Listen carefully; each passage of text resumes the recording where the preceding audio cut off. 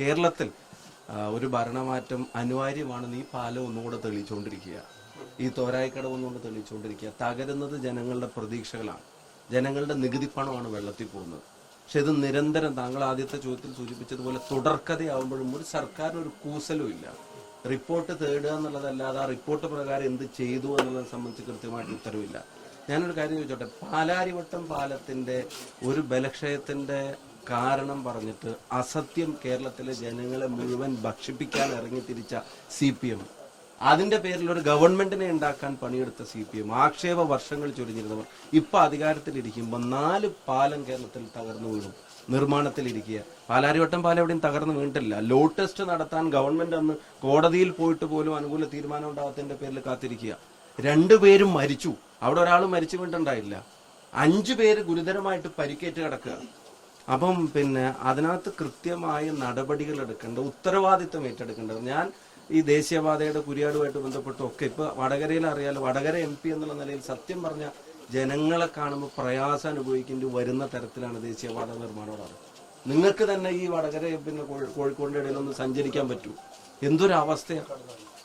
ആളുകൾ തെരുവിൽ കഷ്ടപ്പെടുക, ദയനീയമായ അവസ്ഥയിലാണ്. എത്രയോ തവണ പാർലമെന്റിൽ പറഞ്ഞു.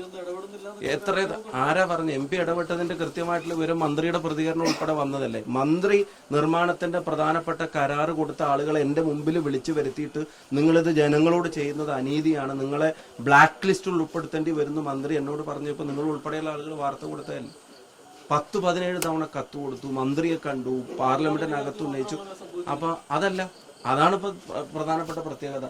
അത് പറഞ്ഞപ്പോ മിനിസ്റ്റർ പറഞ്ഞത് അദാനി കമ്പനിയെ ചുമതലയേൽപ്പിച്ച മറ്റു സ്ഥലങ്ങളിൽ ഇങ്ങനെ ഉണ്ടാവുന്നു എന്നുള്ളതാണ്.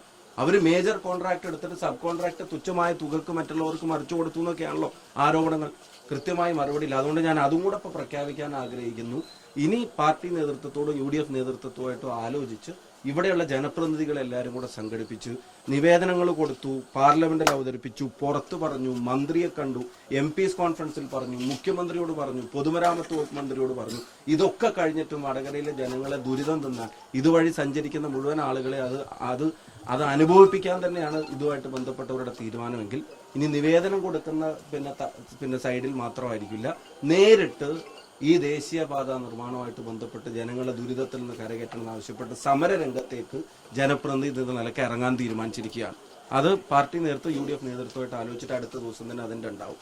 അപ്പം ഇവിടെ മന്ത്രി മുഹമ്മദ് റിയാസ് വല്ല സ്പെഷ്യൽ പ്രൊട്ടക്ഷനും കിട്ടുന്നുണ്ടോ എന്ന് വ്യക്തമാക്കണം. ഇത്രയും വീഴ്ചകൾ ഉണ്ടാവുമ്പോഴും ഒരു ഉത്തരവാദിത്ത സ്ഥാനത്തും മന്ത്രിയെ കാണുന്നില്ല. എന്നാൽ നേട്ടങ്ങളുടെ കാര്യങ്ങൾ അവകാശപ്പെടാനാണെങ്കിൽ, കടുകുമണിയോളമുള്ള നേട്ടങ്ങളാണെങ്കിൽ പോലും ഞങ്ങളുടെയാണെന്ന് പറയാൻ ഒരു മടിയില്ല. മുടിനാരികയോളം പോലൊരു തകർച്ചയുടെ ഉത്തരവാദിത്തം ഏറ്റെടുക്കാൻ കേരളത്തിൽ ആരുമില്ല. അപ്പൊ ആ അവസ്ഥക്ക് മാറ്റം വരണം. തോരായിക്കടവിലെ പാലം എത്രയും പെട്ടെന്ന്, ഇപ്പൊ തന്നെ 3 വർഷത്തിലധികമായിട്ട് ജനങ്ങൾ കാത്തിരിക്കുക, എത്രയും പെട്ടെന്ന് നിർമ്മാണം പൂർത്തീകരിക്കണം. ആ നിർമ്മാണം പൂർത്തീകരിക്കുന്നതോടൊപ്പം തന്നെ വീഴ്ചക്ക് കാരണക്കാർക്കെതിരെ നടപടി ഉണ്ടാവണം. മന്ത്രിമാർ ഉൾപ്പെടെയുള്ള ആളുകൾ ഉത്തരവാദിത്തം ഏറ്റെടുക്കാൻ തയ്യാറാവണം. ആരോഗ്യമന്ത്രി മെഡിക്കൽ കോളേജിൽ അവരുടെ അനാസ്ഥ കൊണ്ട് ആളുകൾ മരിച്ചാൽ ഉത്തരവാദിത്തം ഏറ്റെടുക്കാൻ മന്ത്രിയില്ല. സിസ്റ്റത്തിന്റെ പരാജയം. ഇവിടെ പാലം 3-4 തകർന്നു വീണ് 2 ആൾ മരിച്ച് 5 ആൾ പരിക്കേറ്റ് കിടന്നാലും മന്ത്രിക്ക് ഉത്തരവാദിത്തമില്ല. സിസ്റ്റത്തിന്റെ പരാജയം. എന്നാ പിന്നെ ഭരണം സിസ്റ്റത്തെ ഏൽപ്പിച്ചാൽ മതിയായിരുന്നു. ഇവരെന്തിനാ കേരളത്തിലെ ജനങ്ങളെ തെരഞ്ഞെടുത്ത് അയച്ചത്? അതിനൊരു മാറ്റം വരുത്തണം. KPC പ്രസിഡന്റിന്റെ സന്ദർശനത്തിന് ഈ അതീവ ഗൗരവതരമായിട്ടുള്ള വിഷയം, അതിന്റെ ഗൗരവ സ്വഭാവം പരിഗണിച്ചതിന് ഇവിടെ സന്ദർശിച്ചതിന്റെ കാര്യങ്ങൾ വിലയിരുത്തിയതിന് KPC പ്രസിഡന്റ് നന്ദി അറിയിക്കുന്നു.